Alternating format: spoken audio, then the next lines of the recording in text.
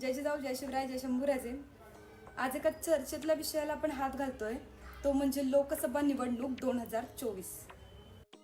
लोकसभेची निवडणूक ही कायम हिंदुत्वाच्या हिताचीच असायला हवी, नाहीतर हिंदूंना पाय वर करून बसायची वेळ येणार आहे एवढं मात्र नक्की. तुम्ही मतदान कोणाला करता त्यापेक्षा का करता हे महत्वाचे.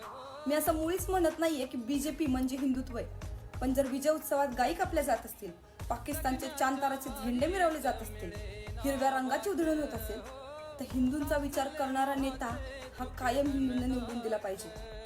कोणता पक्ष चांगला आहे आणि कोणता पक्ष वाईट आहे हे आम्हाला म्हणायचंच नाहीये, पण काँग्रेस निवडून आल्यानंतर त्यांचा विजयोत्सव कसा साजरा झाला, चला मी तुम्हाला दाखवते.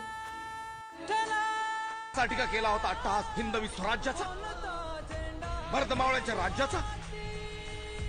आई भवानीचा आशीर्वाद आणि जिजाऊचा लढाऊ बाणा घेऊन धारोष्ट रक्त वाहून आम्ही स्वराज्याची